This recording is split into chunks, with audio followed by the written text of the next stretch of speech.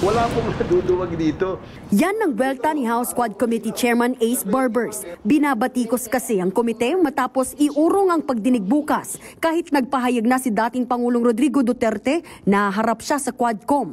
Paliwanag ng komite, noong 1 linggo pa raw nila pinag-iisipang ipostpone ito. Pero nitong Lunes lang daw naging pinal na i-reschedule nila ang hearing. Agad din naman daw nag-abiso ang Quadcom sa resource persons. We decided na mukhang kukulangin tayo sa oras at sa araw para matapos natin yung interview namin doon sa mga gustong magtestigo. Sa kabila ng sinabi ng kampo ni Duterte na dadalo ang dating Pangulo sa pagdinig, wala pa rin daw silang natatanggap na kumpirmasyon dito.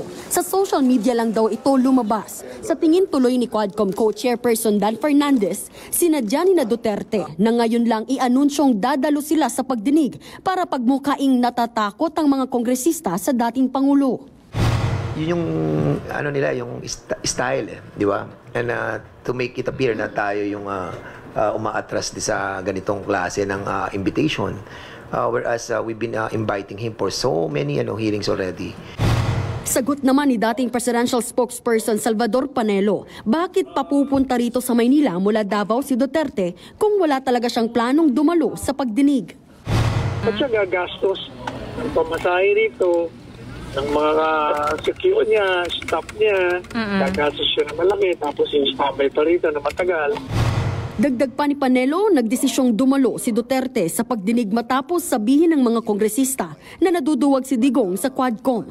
Ngayong iniurong sa November 21 ang hearing, hindi na raw sigurado kung makadadalo pa si Duterte. Hindi pa siya humaharap sa anumang pagdinig ng Quadcom.